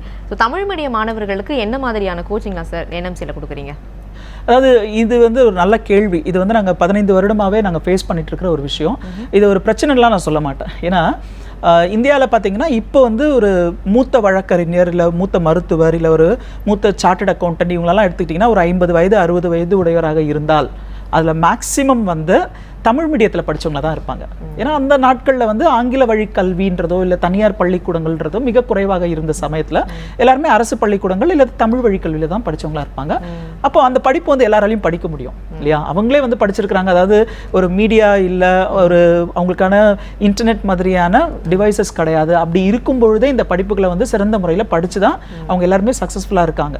அப்படி இருக்கும் பொழுது இந்த படிப்புகள் மொழி சம்பந்தப்பட்ட பிரச்சனைகள் இதில் கிடையவே கிடையாது. ஓகே, ஸோ இப்போ பாருங்கள், ஒரு கிராமப்புற மாணவராக இருக்கலாம் இல்லை தமிழ் வழி கல்வி படித்த மாணவராக இருக்கலாம். அவரை பொறுத்த வரைக்கும் +2 வரைக்கும் அவர் எப்படி வேணால் படிச்சிருக்கலாம். ஆனால் இந்த சிஏ, சிஎம்ஏ, சிஎஸ் இந்த 3 படிப்புகளுமே வந்து ஆங்கிலம் அல்லது ஹிந்தி இந்த 2 மொழிகளில் தான் தேர்வுகள் நடத்தப்படுகிறது. ஸோ ஆனால் நம்ம என்ன பண்ணுறோம்னா நேஷனல் மேனேஜ்மெண்ட் கல்லூரியில் இந்த மாதிரி நிறைய மாணவர்கள் வராங்க. குறைந்தபட்சம் 50% மாணவர்கள் வந்து நமக்கு கிராமப்புற மாணவர்கள் தான் அல்லது தமிழ் வழி கல்வியில் வந்த மாணவர்களாகவும் இருக்கிறாங்க. ஸோ இந்த மாணவர்களுக்கு வந்து இந்த பாடங்களை டிரான்ஸ்லேட் பண்ணி கொடுக்கணும். ஆரம்ப கட்டத்தில் வந்து பார்த்தீங்கன்னா, ஏன்னா இவங்களை வந்து நான் தமிழ்லேயே படிங்கன்னு சொல்லி நம்ம இன்சிஸ்ட் பண்ண முடியாது. ஏன்னா படித்து முடித்த பிறகு இவர்கள் செய்ய போகும் வேலை அல்லது இவர்கள் எந்த நிறுவனத்தில் பணிபுரிய போகிறாங்க அப்படின்லாம் பார்த்தா, நான் ஏற்கனவே சொன்ன மாதிரி சிறு குறு நிறுவனங்களில் மட்டும் இவர்களுக்கான வாய்ப்புகள் கிடையாது. பல ஆயிரம் கோடிகளில் முதலீடு செய்த பன்னாட்டு நிறுவனங்களில் கூட இவர்களுக்கான வேலை, ஈவன் அரசாங்க நிறுவனங்கள் அல்லது வெளிநாடுகளில் இவர்களுக்கான வேலை வாய்ப்புகள் இருக்கிறது. அப்போ மாணவர்களுக்கு வந்து இந்த பாடங்களை பயிற்றுவிக்கும் பொழுது அதை டிரான்ஸ்லேட் பண்ணி அவங்களுக்கு எப்படி புரியுமோ அந்த வகையில் இந்த பாடங்கள் வந்து நடத்தப்படுகிறது. மேலும் இந்த படிப்பை முடிக்கும் போது, அதாவது இதற்கான தேர்வுகளை எழுதும்போது நிச்சயமாக அவங்க வந்து ஆங்கில வழியில் தான் எழுதணும் அப்படின்ற ஒரு விஷயத்தை கவனத்தில் வச்சுட்டு அதற்கான பயிற்சிகள் வந்து அவர்களுக்கு தனியாக வழங்கப்படுகிறது. அது மட்டும் இல்லாமல் மாணவர்கள் வந்து படித்து முடிச்சுட்டு வெளியில் வந்துட்டு என்னதான் நான் 90% மார்க் எடுத்தாலும் எனக்கான கம்யூனிகேஷன் ஸ்கில் இல்லை, ஓகே, அந்த மாதிரியான ஒரு ப்ராப்ளம் இருக்குன்னா நிறைய பேர் அதுக்காகவே வேலைக்கு போக முடியாமல் கஷ்டப்படுறவங்கள நம்ம பார்க்குறோம்.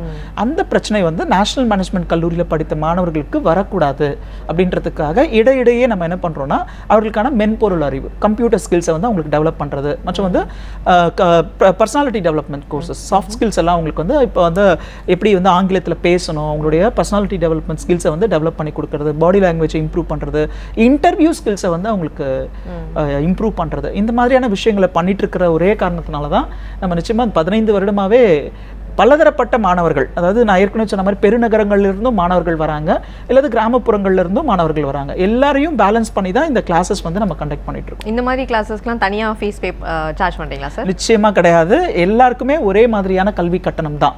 ஸோ அவர் வந்து அறிவியல் வழியில வந்திருக்கிறாரு. ஈவன் நீங்க எப்படி கிராமப்புற மாணவர்கள்னு ஒரு கேள்வி எழுப்புறீங்களோ அதே மாதிரி சயின்ஸ் குரூப் படிச்ச ஸ்டூடெண்ட்ஸ் வந்தா எப்படி, ஏன்னா காமர்ஸ் ஸ்டூடெண்ட்ஸ் +2 முடிச்சுட்டு வந்திருப்பாங்க, அவங்க கூட சேர்ந்து இவங்க படிக்க முடியுமா? நிச்சயம் படிக்க முடியும். அப்போ நம்ம என்ன பண்றோம்னா அந்த மாணவர்களுக்காக முதல்ல ஒரு 2 மாதங்களுக்கு இவங்க வந்து எப்படி +1 +2ல வந்து அக்கௌண்டன்சி, காமர்ஸ், எக்கனாமிக்ஸை படிக்கிறாங்களோ அந்த பாடங்களுடைய அடிப்படை பயிற்சிகளை வந்து இந்த அறிவியல் வழி சார்ந்த மாணவர்களுக்கு கொடுத்துட்டு அவங்களுக்கும் அக்கௌண்டன்சி, காமர்ஸில் இருக்கிற பேசிக் ஸ்கில்ஸ் வந்த பிறகு தான் இப்போ CA உடைய சிலபஸை வந்து நம்ம டீச் பண்ணுறோம். ஸோ இதற்காக தனியாக ஒரு கல்வி கட்டணம் அந்த மாதிரிலாம் கிடையாது. ஓகே சார், பொதுவாக நம்ம ஹாஸ்டல் ஃபெசிலிட்டி பற்றி நீங்கள் சொல்லிட்டு இருந்தீங்க. குறிப்பாக பெண்கள் வந்து ஹாஸ்டலில் தங்கணும் அப்படின்னா அவங்களுக்கான பாதுகாப்பு எப்படி இருக்குது அப்படின்றது பெற்றோர்கள் அறியணும் அப்படின்னு ரொம்பவே எதிர்பார்ப்பாங்க. ஸோ வெளி மாநிலத்தில் இருந்து இருக்கட்டும், வெளிநாடுகளில் இருந்து வரக்கூடிய மாணவர்களாக இருக்கட்டும், ஹாஸ்டல் ஃபெசிலிட்டி எந்த அளவுக்கு பாதுகாப்பானதாக இருக்குது? நிச்சயமா எல்லா பெற்றோர்களுக்குமே வந்து அவங்களோட குழந்தைங்க பாதுகாப்பாக இருக்கணுன்றது அவங்களுடைய விருப்பமாக இருக்கும். நமது கல்லூரி பார்த்திங்கன்னா ஆரம்பம் முதலே முழு நேர கல்லூரியாக செயல்படும் பொழுது நம்ம கொடுக்குற கவனம் வந்து இங்கே தங்கி படிக்கிற மாணவர்களுக்கு தேவையான எல்லா வசதிகளும் செய்து கொடுக்கப்பட வேண்டும். ஏன்னா இது முழு நேர கல்லூரி. இங்கே படிக்கிறதுக்கான குறிக்கோளே என்னென்னா மாணவர்கள் வந்து நிறைய நேரம் செலவு செஞ்சு பேராசிரியர்களோட உதவி மற்றும் இங்கே ஈவினிங்கில் ஸ்டடி ஹவர்ஸில் வந்து அகெயின் வந்து அவங்களுக்கான ஸ்டடி சூப்பர்வைசர்ஸோட உதவியோடு படிக்கணும் அப்படின்றது தான். ஸோ அப்படி படிக்கும்பொழுது தான் மாணவர்கள் வந்து நல்ல மதிப்பெண்களில் தேர்ச்சி பெறுறாங்க. அதற்காகவே நம்ம என்ன பண்ணியிருக்கோம்னா இவர்கள் இங்கே வந்து தங்கும் பொழுது ஒருவேளை வெளியிடங்களில் தங்குறாங்க, வெளியில் ஒரு ஹாஸ்டல் அவங்க தேர்ந்தெடுத்து தங்குறாங்க அப்படின்னா அங்கே ஏதாவது குறைபாடுகள் இருக்கலாம். மின்சார வசதி, உணவு, இல்லை அந்த தங்குற இடம், என்விரான்மெண்ட், அங்கே வந்து சுகாதாரம், அந்த மாதிரியான விஷயங்களில் சந்தேகங்கள் வரலாம். அதற்காக தான் நம்ம என்ன பண்ணியிருக்கிறோம்னா நம்மளே வந்து ஹாஸ்டல் ஃபெசிலிட்டிஸை அரேஞ்ச் பண்ணியிருக்கோம். மாணவர் மாணவியர் 2 பேருக்குமான தனித்தனி விடுதி வசதி. ஸோ இந்த விடுதிகள் பொறுத்த வரைக்கும் இங்கே இருக்கிற வசதிகள் வந்து எந்த அளவுக்கு இருக்கும் அப்படின்னா மாணவர்கள் வந்து அவர்கள் வேற எந்த விஷயத்திலையும் கான்சென்ட்ரேட் பண்ணாமல் படிப்புகளில் மட்டும் கவனம் செலுத்துகிற மாதிரியான ஒரு விஷயமா இருக்கும். ஸோ சொல்லப்போனால் வீட்டில் கூட அவங்களுக்கு வந்து வேறு ஏதாவது வேலைகள் வருவதற்கான வாய்ப்புகள் இருக்கும். இங்கே வந்து அவங்களுக்கான உணவு, எந்த வகையான உணவு அவர்களுக்கு தேவைப்படுகிறதோ அந்த உணவு, ஒருவேளை சைவம், அசைவம் அந்த மாதிரியான விருப்பங்கள் கூட இருக்கலாம். அந்த மாதிரியான உணவு, அவர்களுடைய தங்குற இடம், மின்சார வசதி மற்றும் வந்து அவங்க படிக்கும்பொழுது அவங்களுக்கு ப்ரௌஸ் பண்ணுறதுக்கு தேவையான இன்டர்நெட் ஃபெசிலிட்டிஸு. ஸோ இது மாதிரியான எல்லா வசதிகளுமே இருக்குது. குறிப்பாக பெண் குழந்தைகள் பொறுத்த வரைக்கும் எல்லா பெற்றோர்களுக்குமே ஒரு அச்சம் இருக்கும். என் குழந்தைய வந்து ஹாஸ்டலில் தங்கி படிக்க வைக்கிறேன், அந்த இடம் பாதுகாப்பானதாக இருக்குமான்ட்டு. நிச்சயமாக பாதுகாப்பானதாக தான் இருக்கும். எப்படின்னா இங்கே வந்து வார்டன்ஸ் எல்லாமே லேடி வார்டன்ஸாக தான் இருப்பாங்க கேர்ள்ஸ் ஹாஸ்டலுக்கு. அதே மாதிரி ஸ்டடி சூப்பர்வைசர்ஸ், ஈவினிங்கில் அவங்களுக்கு கோச்சிங் கொடுக்க போகிற ஸ்டடி சூப்பர்வைசர்ஸும் லேடி ஸ்டடி சூப்பர்வைசர்ஸாக தான் இருப்பாங்க. ஸோ மற்றபடி பெற்றோர்களை தவிர வேறு யாரும் வந்து இந்த மாணவர்களை சந்திப்பதற்கான வாய்ப்புகள் கிடையாது. மாணவர்கள் வந்து தொலைபேசி, அதாவது மொபைல் வந்து கையில் வச்சிருக்கிறதுக்கான வாய்ப்புகள் கிடையாது. ஏதாவது கம்யூனிகேட் பண்ணணும்னா அலுவலகத்தினுடைய இருக்கிற தொலைபேசி மூலமாக அவங்க பேசிக்கலாம். அதே மாதிரி அவர்களுக்கான மருத்துவ வசதிகளும் இங்கே வந்து ஏற்பாடு செய்யப்பட்டிருக்கிறது. அவர்களுக்கு ஏதாவது உடல்நிலை ஏதாவது ஏற்படும் பொழுது அவர்களுக்கான மருத்துவ வசதிகளும் உள்ளேயே செஞ்சு கொடுத்துருக்காங்க. ஸோ பொதுவாகவே நம்மளோட கல்லூரியில் வந்து மாணவர்கள் சேர்க்கை அப்படின்ற ஒரு விஷயம் வரும்போது தொலைபேசியில் தொடர்பு கொண்டு கேட்பாங்க. ஸோ என்னோட குழந்தைக்கு வந்து அட்மிஷன் வேணும் அப்படின்னா இந்த பெருந்தொற்று காலத்தை தவிர இதற்கு முன்னாடி என்ன ப்ரொசீஜரா இருந்ததுன்னா பெற்றோர்களை வந்து அவங்க குழந்தைங்களை அழைச்சிட்டு நேரடியாக வர சொல்லுவோம். இங்க வந்து இங்க இருக்கிற என்விரான்மெண்ட்டை பாருங்க, இங்க இருக்கிற வசதிகளை பாருங்க, அதுக்கப்புறம் உங்க பெண் குழந்தையா இருந்தா இங்க இருக்கிற பாதுகாப்பு வசதிகளை பார்த்துட்டு நீங்க அட்மிஷன் எடுத்துக்கோங்க அப்படின்றது தான் எங்களுடைய அறிவுரையா இருக்கும். நிச்சயமாக இங்க பாதுகாப்பு வசதிகள் வந்து சிறப்பானதாக தான் இருக்கும். பெண் குழந்தைகளுக்கு தேவையான அளவுக்கு பாதுகாப்புகள் இருக்கு. ஆல்ரைட், ஒரு நேர் பார்த்துட்டு பேசலாம். அவந்திகா ஃப்ரம் பாண்டிச்சேரி. வணக்கம் அவந்திகா, சந்தேகங்களை சார் கிட்ட கேட்கலாம். சார், நான் வந்து 12th முடிச்சிட்டோன்னே சிஏ பர்சியூ பண்ணலான்னு இருக்கேன். இப்போ நம்ம சிஏக்கு வந்து நான் காலேஜில் ஒரு டிகிரி தேவைன்னா நம்ம பிகாம் டிகிரி பண்ணலாமா இல்லை வந்து ப்ரொஃபஷனல் அக்கௌண்டன்சி பண்ணலாமா? ஓகே, அதாவது அக்கௌண்டன்சி பற்றி கொஞ்சம் சொல்லுங்க சார். அதாவது நீங்கள் வந்து +2 முடித்த உடனே சிஏ சேரலான்னு இருக்கீங்க, கரெக்டா? Yes sir. அப்புறம் டிகிரின்ற ஒரு ஆப்ஷன், டிகிரின்ற ஒரு ஆப்ஷன் நான் சிஏ பண்ணிட்டு இருக்கும் போது சைட் பை சைட் பண்ணலாம் அப்படின்ற ஒரு.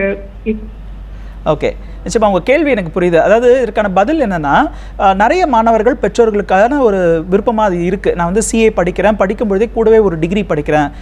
இதுக்கு 2 காரணம் சொல்கிறாங்க. ஒன்று என்னென்னா டிகிரின்னு ஒன்று இருக்கணும் கையிலன்றாங்க, அது ஏன்னு தெரியல. இன்னொன்று வந்து ஒருவேளை நான் சிஏ முடிக்காமல் போயிட்டா நான் +2 குவாலிஃபிகேஷன் மட்டும் தான் என் கையில் இருக்கும், 22-23 வயசு இருக்கும், அந்த டைமில் என்கிட்ட சிஏவும் முடிக்கல, கையில் ஒரு டிகிரி சர்டிஃபிகேட்டும் இல்லை அப்படின்னு சொல்லி பெற்றோர்கள் வந்து வருத்தப்படுறாங்க. இதை நான் கொஞ்சம் விளக்கமாகவே சொல்லிடுறேன். சிஏ, சிஎம்ஏ மற்றும் சிஎஸ் இந்த 3 படிப்புகளுமே எந்த படிப்புகளுக்கு இணையான படிப்பு அப்படின்னு எடுத்துக்கிட்டிங்கன்னா பிஜிக்கு இணையான படிப்பு. அதாவது +2 அடுத்து நீங்கள் ஒரு யூஜி டிகிரி படிக்கிறீங்க, அண்டர் கிராஜுவேஷன் படிக்கிறீங்க, அதுக்கப்புறமா தான் போஸ்ட் கிராஜுவேஷன் படிக்கிறீங்க இல்லையா? நீங்கள் படிக்க போகிற இந்த சிஏ சிஎம்ஏ சிஎஸ் படிப்புகள் வந்து பிஜிக்கு இணையான படிப்பு.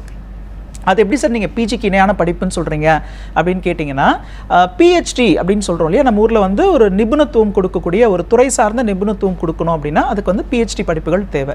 இந்த பிஹெச்டி படிப்புகள் பொறுத்த வரைக்கும் போஸ்ட் கிராஜுவேஷன் அப்படின்றது தான் அதுக்கான மினிமம் எலிஜிபிலிட்டி. ஸோ நீங்கள் வந்து ஒரு எம்காம் படிச்சுட்டு காமர்ஸ் துறையில் வந்து பிஹெச்டி படிக்கலாம், எம்எஸ்சி படிச்சுட்டு அறிவியல் துறையில் வந்து பிஹெச்டி படிக்கலாம். அதே மாதிரி தான் சிஏ சிஎம்ஏ சிஎஸ் முடித்த மாணவர்கள் நேரடியாக பிஹெச்டி பண்ண முடியும். அப்போ இந்த படிப்புகள் பொறுத்த வரைக்கும் உங்களுக்கு அது பிஜிக்கு இணையான ஒரு படிப்பு. ஸோ அப்போ பிஜி படிக்கிற நீங்கள் வந்து டிகிரி படிக்கணும்னு ஆசைப்பட வேண்டிய அவசியம் கிடையாது. ஓகே, அடுத்ததாக பார்த்தீங்கன்னா நிறைய பெற்றோர் பயப்படுற விஷயம் நான் சொன்னேன் இல்லையா? என் குழந்தை கையில் ஒரு சிஏ முடிக்கலைன்னா டிகிரி சர்டிஃபிகேட் கூட இல்லாமல் போயிடும். அதுக்காக தான் நான் என்ன பண்ணுறேன்னா +2 முடிச்சுட்டு டிகிரி முடிச்சுட்டு அதுக்கப்புறமா சிஏ படிக்க வைக்கிறேன், இல்லைனா வந்து +2 முடிச்சுட்டு சிஏ சேர்த்துடுறேன், கூடவே நீங்கள் வந்து டிகிரி படிங்க அப்படின்னு பேரண்ட்ஸ் வந்து இன்சிஸ்ட் பண்ணுறாங்க. ஓகே, இது வந்து ஒரு தவறான ஒரு முறை. நீங்கள் வந்து +2 முடித்தா போதும் சிஏல சேரலான்னு இந்த கல்வி நிறுவனமே ஏன் சொல்லியிருக்காங்கன்னா அதுதான் குறைந்தபட்ச கல்வி தகுதின்னு அவங்க நிர்ணயிச்சிருக்காங்க. ஓகே, நீங்கள் கூடுதலாக டிகிரி படிக்கும்போது என்ன ஆகுதுன்னா உங்களுக்கு வந்து டிகிரியில் ஒவ்வொரு செமஸ்டர்லேயும் 5 பேப்பர் இருக்குது. ஸோ இப்போ நீங்கள் வந்து 6 செமஸ்டருக்கு 30 பேப்பருக்கு கான்சென்ட்ரேட் பண்ணணும். அப்போ நீங்கள் சிஏ படிப்புகளில் கவனம் செலுத்துவீங்களா இல்லை உங்களுடைய டிகிரி பேப்பர்ஸ்க்கு கவனம் செலுத்துவீங்களா அப்படின்னு பார்க்கும்போது ரெண்டுத்தையும் பேலன்ஸ் பண்ண முடியாமல் ரெண்டுத்துலேயும் குறைந்த மதிப்பெண்கள் அல்லது ஒரு படிப்பில் வந்து பின்தங்கி போவதற்கான வாய்ப்புகள் மிக மிக அதிகம். இந்த நிலை வரக்கூடாது அப்படின்னா நேஷனல் மேனேஜ்மெண்ட் கல்லூரி ஒரு சிறப்பான திட்டத்தை வச்சுருக்காங்க. என்னென்னா ஃபவுண்டேஷன் மற்றும் இன்டர்மீடியட் படிக்கிறாங்க இல்லையா? நேஷனல் மேனேஜ்மெண்ட் கல்லூரியில் முழு நேரமாக ஃபவுண்டேஷன் அண்ட் இன்டர்மீடியட் இந்த 2 நிலைகளுக்கான பயிற்சிகள் வழங்கப்படுகிறது. முதல்ல ஃபவுண்டேஷன் சேரும்பொழுதே மாணவரை வந்து IGNOU, Indira Gandhi National Open யூனிவர்சிட்டின்னு சொல்கிறோம் இல்லையா? ஸோ இந்திய அளவில் பார்த்தீங்கன்னா நிறைய மாணவர்கள் படிக்கிற ஒரு பல்கலைக்கழகம். இந்த பல்கலைக்கழகத்தில் இவங்களுக்கு வந்து பிகாம்கான ஒரு ரிஜிஸ்ட்ரேஷனை பண்ணிடுறோம். நீங்கள் கேட்கலாம், சார் நீங்களும் அதே வேலையை தான் பண்ணுறீங்க, சிஏ ஃபவுண்டேஷன் இன்டர்மீடியட் படிக்கும்போது நீங்கள் அவங்களை பிகாம் படிக்க சொல்லலாமா? அப்போ அவங்களுக்கு டைவர்ட் ஆகாதா? நிச்சயமாக ஆகாது. ஏன்னா நம்ம வந்து மற்ற பல்கலைக்கழகங்களில் தனிப்பட்ட முறையில் நம்ம வந்து டிகிரி கோர்சஸ் எடுத்து படிக்கும்பொழுது ஒரு செமஸ்டருக்கு 5 பேப்பர்னு சொல்லி 6 செமஸ்டர் 3 வருஷத்தில் 30 பேப்பருக்கான எக்ஸாம்ஸ் எழுதுகிற மாதிரி ஆகிடும். ஆனால் நம்ம இங்கே ஃபவுண்டேஷன் படிக்கும்பொழுதே பிகாம் ரிஜிஸ்டர் பண்ணிவிட்டு ஃபவுண்டேஷனை சக்ஸஸ்ஃபுல்லாக முடிச்சிடுங்க, அடுத்து இன்டர்மீடியட்டையும் சக்ஸஸ்ஃபுல்லாக முடிச்சிடுங்க. முடித்த பிறகு பிகாம்க்கு ஜஸ்ட் 4 பேப்பர்ஸ்க்கு மட்டும் எக்ஸாம் எழுதுனா போதும். நீங்கள் 30 பேப்பருக்கு எக்ஸாம் எழுத வேண்டிய அவசியமே கிடையாது. ஸோ இந்த மாதிரியான ஒரு சிறப்பான வசதி வந்து நேஷனல் மேனேஜ்மெண்ட் கல்லூரி மாணவர்கள் இங்கே ஃபவுண்டேஷன் சேரும்பொழுதே அவங்கள ரிஜிஸ்டர் பண்ண வச்சு இன்டர்மீடியட்கான பயிற்சியை கொடுத்து அதுலேயே அவங்கள சக்ஸஸ்ஃபுல்லாக பாஸ் பண்ண வச்சுட்டு அடுத்து இந்த இக்னோவில் அவங்க எழுத போகிற அந்த பிகாம்க்கு 4 பேப்பர் அதற்கான பயிற்சிகளும் இங்கேயே வழங்கிடுறோம். ஸோ மாணவர்கள் அதுக்காக தனியாக டியூஷன்ஸ் போகிறதோ அதை தனியாக விழுந்து படிக்கணுன்ற அவசியம் கிடையாது. அதற்கான பயிற்சிகள் வழங்கப்படுகிறது. மேக்ஸிமம் பார்த்தீங்கன்னா நீங்கள் இந்த சிஏ இன்டர்மீடியட் ஃபவுண்டேஷன் இன்டர்மீடியட்டில் படிக்கிற சிலபஸும் நீங்கள் இந்த இக்னோவில் பிகாம் படிப்பதற்கான சிலபஸும் கொஞ்சம் மோர் ஆர் லெஸ் சிமிலராக இருக்கும்பொழுது இந்த மாணவர்கள் வந்து அந்த 4 பேப்பருக்கும் தனியாக கான்சென்ட்ரேட் பண்ணாமல் ஈஸியாக முடிச்சு டிகிரி சர்டிஃபிகேட்டும் வாங்கிட முடியும். ஸோ ஃபவுண்டேஷன் இன்டர்மீடியட் கூடவே ஒரு டிகிரி சர்டிஃபிகேட் உங்களுக்கு கிடச்சிரும். ஓகே, இப்போ ஹாஸ்டல் வசதி பற்றி நம்ம பேசிகிட்டு இருந்தோம். அதே போல் டே ஸ்காலர்கள் கூட என்எம்சியில் படிக்கலாம் தானே? அவங்களுக்கான போக்குவரத்து வசதிகள் என்னென்ன இருக்குது? நிச்சயமா, அதாவது ஈரோடு நகரத்துக்கு அருகாமையில் அவங்களோட வீடு இருக்குது அப்படின்னு சொன்னால் அவங்க வந்து டே ஸ்காலராக படிக்கலாம். எங்களுடைய குறிக்கோள் என்னென்னா மாணவர்கள் வந்து இந்த ட்ராவலிங்கில் கூட அவங்களுடைய டைமை வேஸ்ட் பண்ணக்கூடாது. 9 to 4 இங்கே படிக்கிறாங்க, திருப்பி அவங்க ட்ராவல் பண்ணி வீட்டுக்கு போகிறாங்க. ஒருவேளை வந்து வீட்டில் போய் அவங்க முழு நேரமாக அந்த ஈவினிங் கம்பல்சரி ஸ்டடி ஹவர்ஸை யூஸ் பண்ணிப்பாங்களான்றது தெரியாது.